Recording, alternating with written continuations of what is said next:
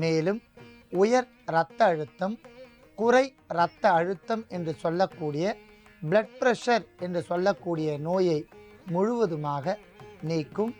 இதயத்திற்கு வன்மை தரும். முதுகு தண்டுவடத்தில் தோன்றக்கூடிய நோய்கள் எல்லாம் விலகிவிடும்.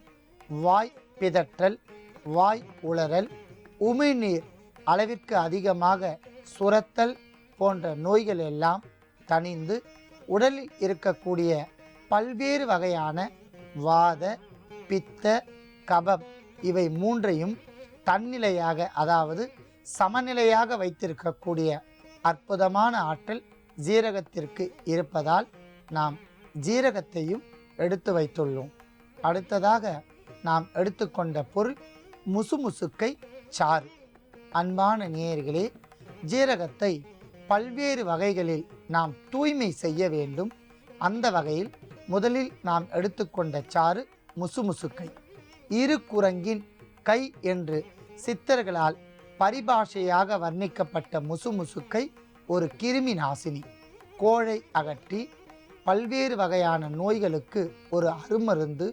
நெஞ்சு கோழையை சரி செய்யும், மூளை பிதற்றலை சரி செய்யும் என்பதால் நாம் முசுமுசுக்கை சாறையும் எடுத்து வைத்துள்ளோம்.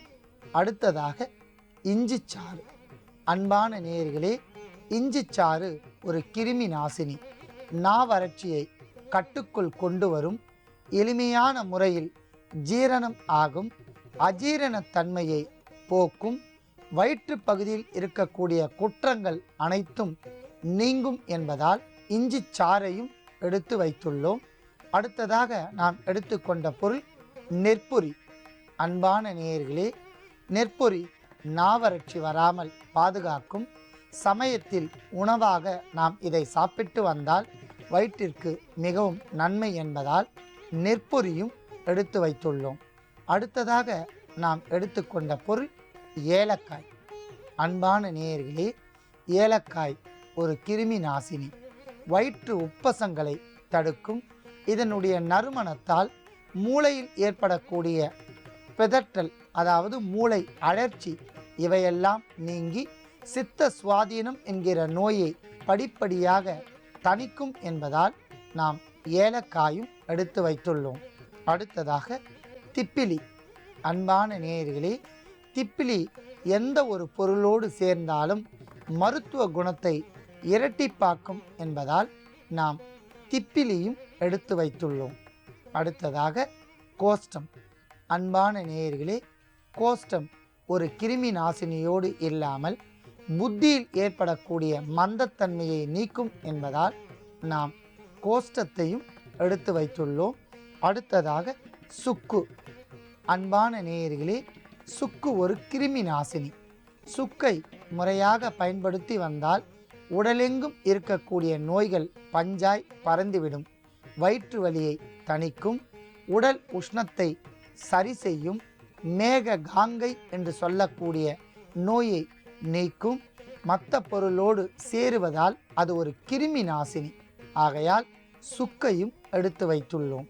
அடுத்ததாக நாம் எடுத்துக்கொண்ட பொருள் வில்வ பழ ஓட்டின் பொடி. அன்பான நேயர்களே, வில்வ பழ ஓடு மிக சிறந்த கிருமி நாசினி. வில்வ பழ சதையை கொண்டு நாம் தைலமாக காய்ச்சினால் பல்வேறு வகையான நேத்திர நோய்கள் விலகும். நேத்திரம் என்றால் கண்கள். கண் நோய் விலகும். பைத்தியம் தெளியும். சித்த சுவாதீனம் படிப்படியாக குணமாகும் என்பதால் நாம் வில்வ பழத்தின் ஓட்டை எடுத்து நன்றாக தூள் செய்து பொடியாக வைத்துள்ளோம்.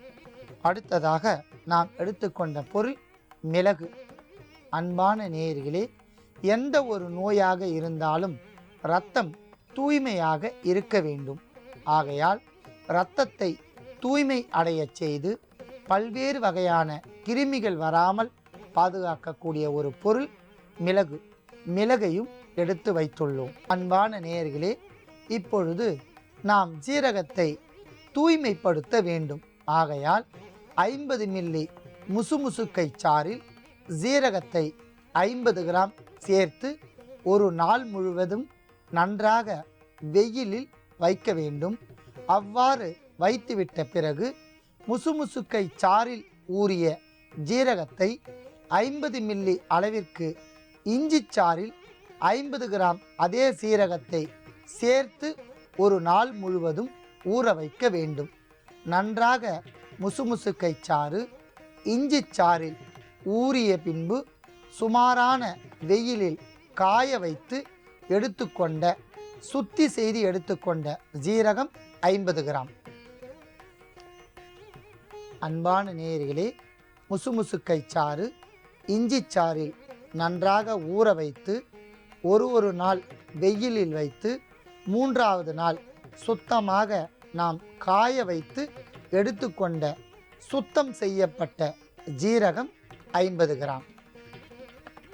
அன்பான நேயர்களே, இப்பொழுது சித்த சுவாதீனம் என்று சொல்லக்கூடிய நோயை நீக்குவதற்கு ஓர் அற்புதமான மருத்துவம் ஒன்றை நாம் செய்ய போகின்றோம்.